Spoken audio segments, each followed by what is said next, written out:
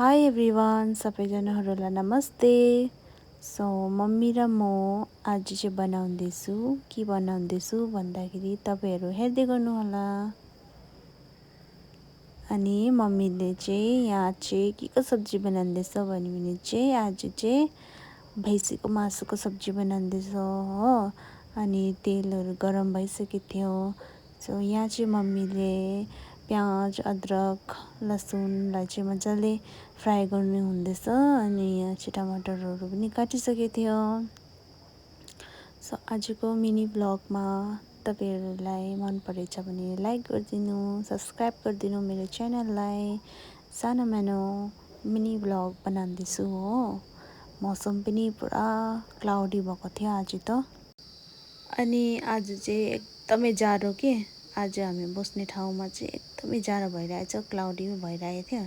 त्यही भएर चाहिँ यो चाहिँ आप्पाले लिएर आउनुभएको यो भैँसीको मासु हो। अनि मम्मीले भन्नुभयो आज चाहिँ हामी चाहिँ चुलामा बनाउनु पर्छ छोरी भनेर चाहिँ हामी चाहिँ यो बनाउनु थालेको चुलामा।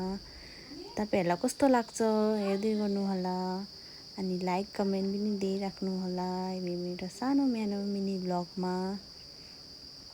अनि इन्जोय गर्दै गर्नुहोला तपाईँहरू।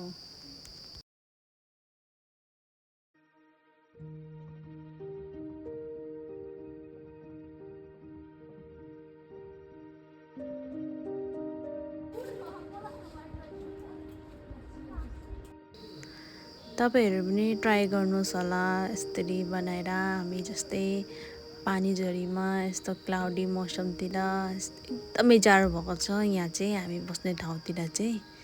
अनि हेर्दै गर्नुहोस् साथीभाइहरू।